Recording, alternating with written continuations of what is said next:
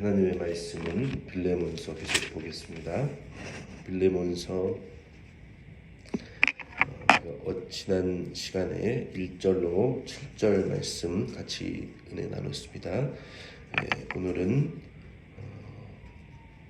8절로 10절 말씀 같이 은혜 나누겠습니다. 빌레몬서 1장 8절로 10절 말씀은 이 바울의 간절한 부탁에 대한 말씀이 기록되어 있습니다.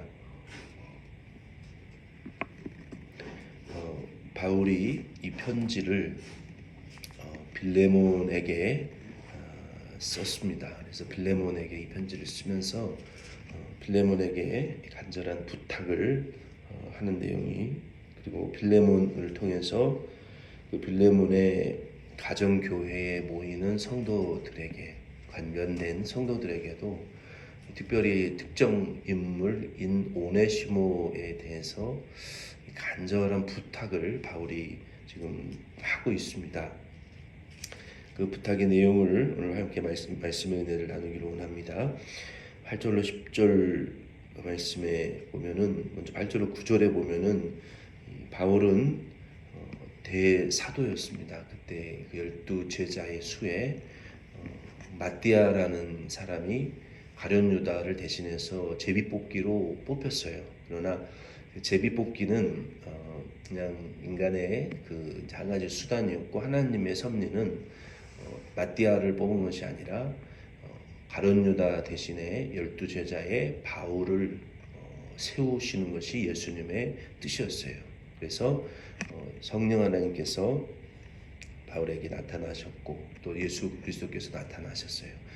그래서 사명을 직접 주셨고, 이방인을 위한 사도로 바울을 세우셨어요. 그래서 그 12번째 사도는 바울이었습니다.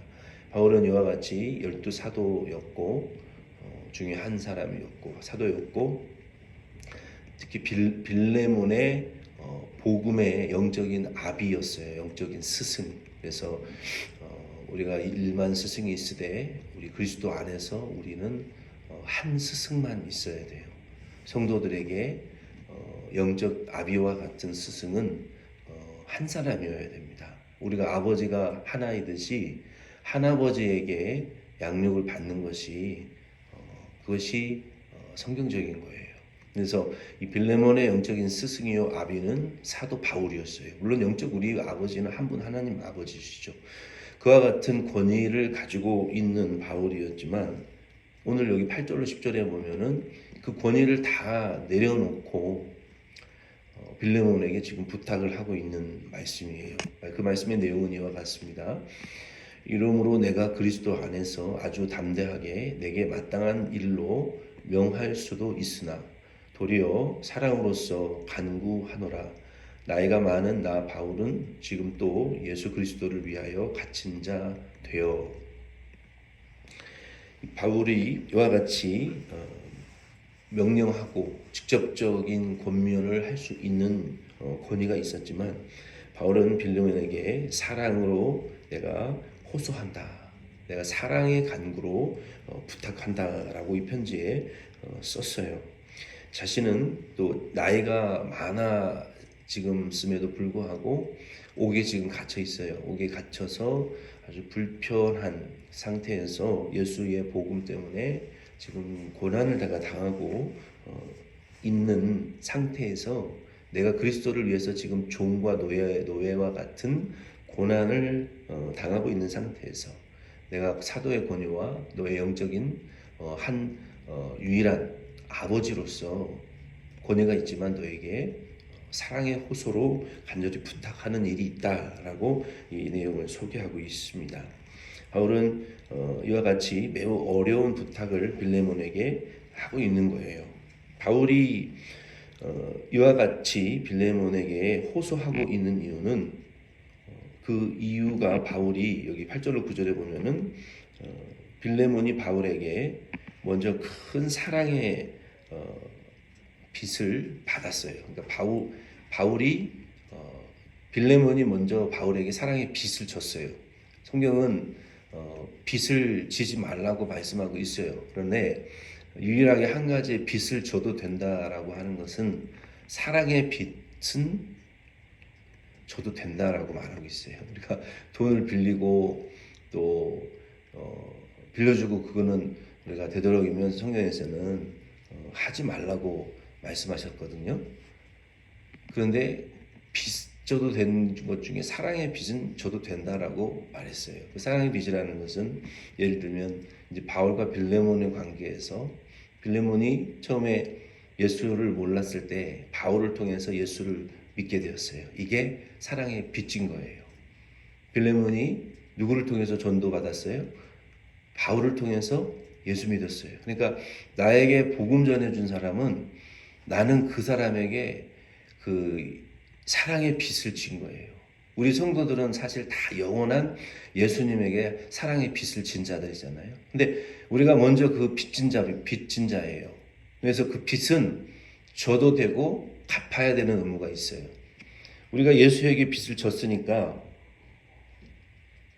우리도 다른 사람에게 그 사랑의 빚을 갚아야 될 의무가 있는 거예요. 예전에 한국에서 그 행운의 편지 그런 게 유행했었잖아요. 미국에서도 마찬가지죠. 당신이 뭐 7일 안에 이 편지를 5사람에게 쓰지 않으면 뭐 저주가 임한다. 그래가지고 5사람들에게 편지 써가지고 막 그 행운의 편지 막 붙이고 그랬었잖아요. 근데 그거는 세상의 그 장난스러운 일이지만 이 복음의 사랑의 빚은요, 우리가 지고 그거를 갚아야 될 의무가 있어요. 갚지 않으면 사도 바울은 뭐라고 고백했냐면 내게 화가 있도다.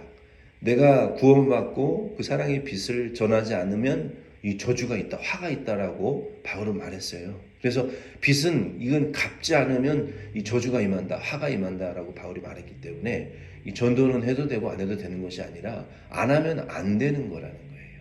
그래서 바울이 사랑의 빚은 지라 그리고 갚으라고 말씀하셨던 것처럼 빌로몬 너 나한테 사랑이 빚지지 않았냐?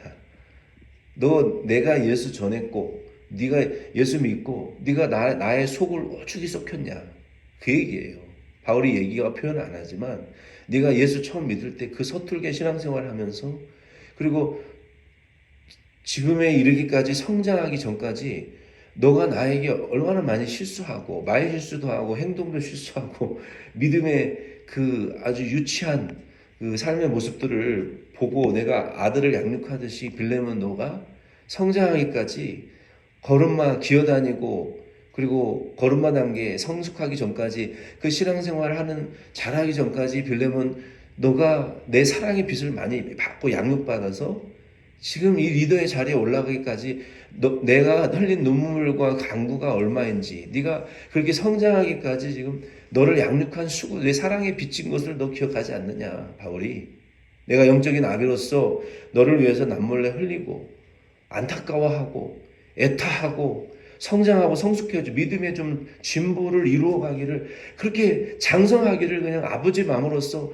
언제까지 어린아이의 신앙에 머물러 있는 너를 보면서 속으로 얼마나 애타하고 안타까워하고 기다리고 인내한 내 사랑의 수고를 네가 알지 않느냐 지금 그 얘기예요. 다 표현하지 않지만 그 사랑의 빚을 네가 지지 않았느냐 이제는 네가 오네시모에게 그 사랑의 빚을 받기만 하지 말고 이제는 갚아야 될 영적 어른이 되지 않았느냐. 어른 노릇 해야 될 때가 되지 않았느냐. 영적 성숙한 자 노릇을 어린아이의 상태에서 벗어나서 이제 어른의 노릇을 해야 될 때가 되지 않았느냐. 지금 그 얘기를 하고 있는 거예요, 바울이. 너 나에게 영적으로 빚진 거 이제 다른 사람들에게 이제는 갚고 베풀어야 될 때가 되지 않았느냐. 언제까지 받아먹기만 하고 앉아있겠느냐. 이제는 베풀고 축복 받을 때만 다 만든 사람만 되지 말고 이제는 축복을 좀 하고 이제는 얻어먹기만 하지 말고 이제는 베풀고 양육하는 자가 되어야 되지 않겠냐. 오네시모에게 어른 노릇 하라는 거예요. 빌레몬에게. 너 나한테 사랑에 빚진 거 있지 않느냐. 그리고 바울도 빌레몬에게 빚진 게 있어요. 무슨 빚을 졌습니까? 목회자들은 축복의 권세가 있어요. 그러나 실제적인 돈은 없어요. 없을 수 있어요. 돈은 성도들을 통해서 하나님 주시는 거예요. 교회에. 축복의 권세를 주시고 바울에게도 돈이 그렇게 많진 않았어요. 그래서 바울이 거할 처소도 없었고 집회를 장소를 구할 돈도 바울은 없었어요. 그래서 하나님이 빌레몬과 같은 부요한 성도들을 보내주셔서 그 지역의 지역의 성도들을 다 흡수할 수 있는 그런 큰 집이 대저택을 하고 있었어요, 빌레몬에게. 그래서 그 대저택에서 지역의 성도들이 함께 모여서 예배드리고 집회하고 그것을 유지할 수 있을 정도의 그러한 그 엑스트라 공간이 있는 여유가 있는 성도였기 때문에 그곳에서 하나님의 교회, 지역 교회를 운영할 수 있었어요. 뭐 건물 성전 건축 하지 않았어요. 그런 지역 교회 중심으로 지역별로 모여서 가정 교회로서 교회의 역할을 감당했어요. 그래서 오늘날도 이제 한국이든 미국이든 이 메가처치의 개념은 이제 통하지 않아요. 왜냐하면 옛날에야 전쟁 이후에 서울에 다 모여 살았죠. 그리고 그 대형교회 중심으로 교회가 운영이 될 수 있었지만 요즘은 지역사회 발전이 다 되었고 그리고 거리가 가까운 교회를 가기를 원하지 현대인들이 옛날처럼 뭐 지역에서 2시간, 3시간, 4시간 차 타고 올라와서 교회 가는 시대가 아닙니다.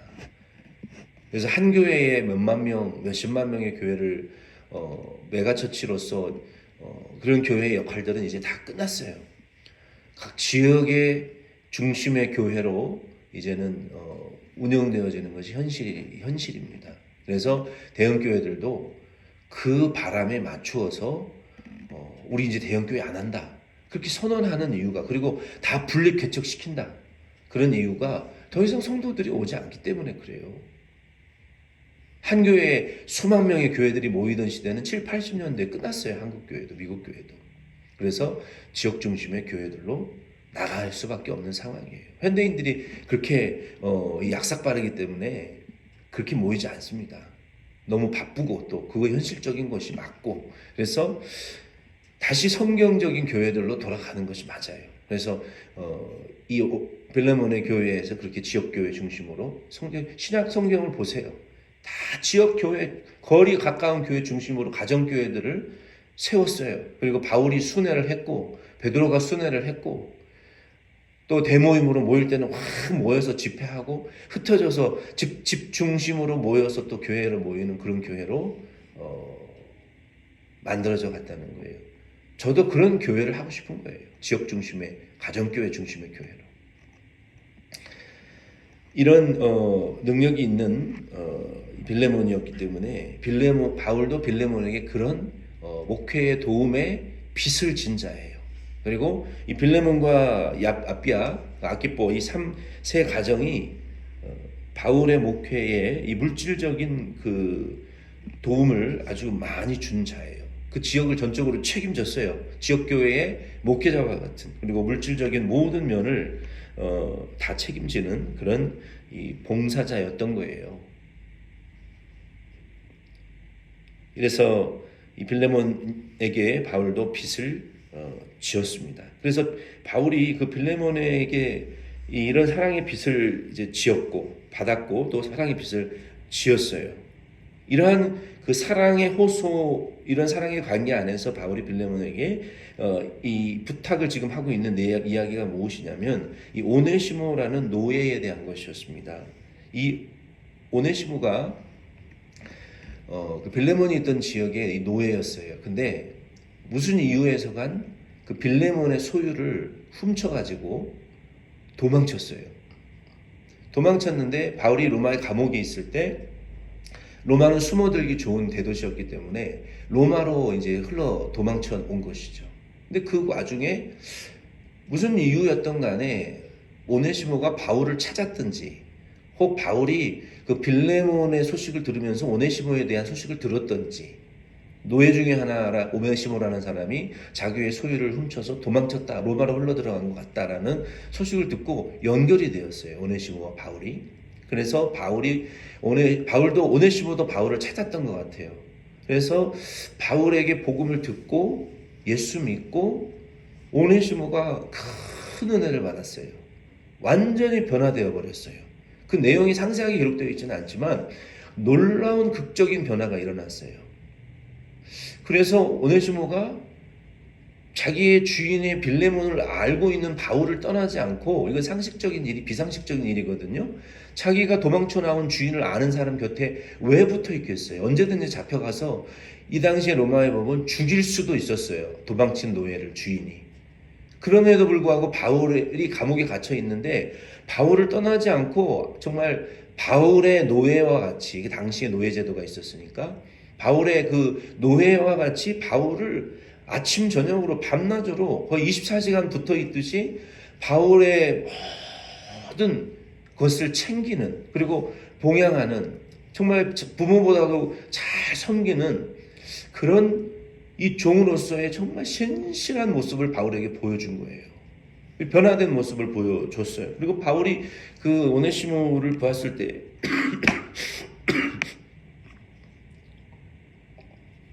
그는 진정으로 그 변화된 그리스도인이 된 거예요. 그래서 바울이 그를 보면서 이제는 이제 더 이상 내가 오네시모를 데리고 있어서는 옳지 않다라고 생각을 했어요. 왜냐하면 그 오네시모를 계속 데리고 있다가는 빌레몬과 바울의 관계도 오해가 생길 것이고, 그리고 빌레몬의 가정에 모이는 가정교회 성도들과의 관계에도 문제가 일어날 수가 있는 거예요. 이 바울이 정말로 예민한 사람이에요. 아주 그를 깊이 생각하고 인간관계에 대한 그 생각을 이제 결론을 내린 거예요. 그래서 나에게 빌레몬의 노예였던 오네시모가 정말 필요한 사람이고, 나는 지금 감옥에 갇혀 있고 연로해서 나에게 정말 큰 도움을 주고 있는 이 오네시모를 내가 나한테 지금 필요한 사람이지만 돌려보내기로 바울은 결정했어요.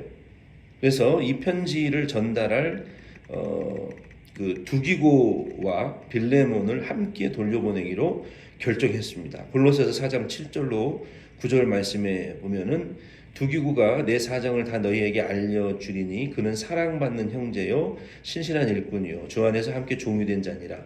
내가 그를 특별히 너희에게 보내는 것은 너희로 우리의 사정을 알게 하고 너희 마음을 위로하게 하려 함이라.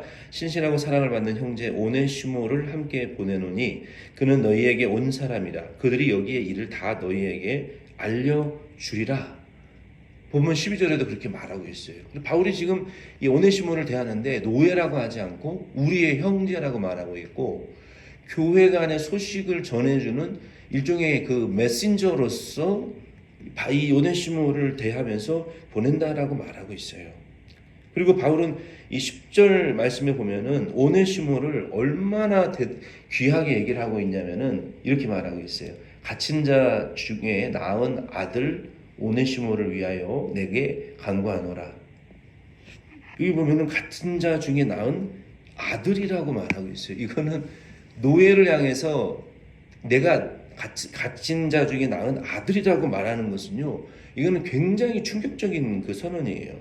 그리고 11절 말씀에도 보면은 이 사람은 나에게 유익한 사람이다. 내 12절에도 보면은 내 심복이다. 영어에 보면은 my very heart, 내 심장이다라고 말하고 있어요. 이렇게까지 바울이 오네시모를 높이 칭찬하고 이 개런티하는 말을 하는 이유가 뭘까요? 그 이유가 뭘까요? 그렇게 하지 않아도 되거든요. 정말 대단한 이 서포트인 거예요. 오네시모는 그렇게까지 바울이 한 이유는 바울을 통해서 정말 완전히 변화되었고 예수 믿고 복음의 은혜를 많이 받았고, 그리고 바울에게 지금으로 말하면 상담을 받은 거예요. 자기가 무슨 죄를 지었고 무슨 잘못을 했는지 바울에게 다 속속들이 고백한 거예요. 바울은 그것을 듣고 그에게 예수 그리스도의 이름으로 그를 용서해 준 거예요. 그리고 성령이 그를 치료했고, 그리고 바울이 그에게 복음으로 진정한 양육을 했던 것 같아요. 그리고 이제는 빌레몬에게 그 사실을 다 알려주면서 그의 죄를 용서해 달라고 지금 부탁하는 거예요. 그리고 바울에게 변화된 오네시모가 진심으로 아마 주를 섬기듯이 섬겼던 것 같아요. 이게 이런 진정한 변화가 오네시모에게 일어났기 때문에 바울이 오네시모를 내 아들이다. 그리고 그러한 심정으로 빌레몬에게 너 나한테 빚진 거 있지 않냐? 너 이제 빚을 갚아야 될 영적인 리더이지 않냐? 성숙하지 않았느냐? 얘가 잘못한 거, 이 노예가 잘못한 거 용서하라, 회개하라, 영접하라. 그리고 우리 복음의 형제로 받아들여 주라라고 이렇게 얘기하는 것은 놀라운 혁명적인 일이에요. 한국에도 복음이 들어갔을 때 양반과 상놈이 있었어요. 그 교회 안에 그 갈등이요 대단했습니다. 한국 전통 교회 안에도 전통적으로 상놈이던 자를 형제라고 부르는 것은요, 이거는 멸문지와 유교의 가문이 멸망당할 그런 죄악이었어요. 예수 믿은 사람 양반도 자기가 노비로 부려먹던 상놈들에게 형제라고 할 수 없었어요. 자기가 섬기던 양반 주인에게 형제여 집사 이렇게 못 불렀단 말이에요.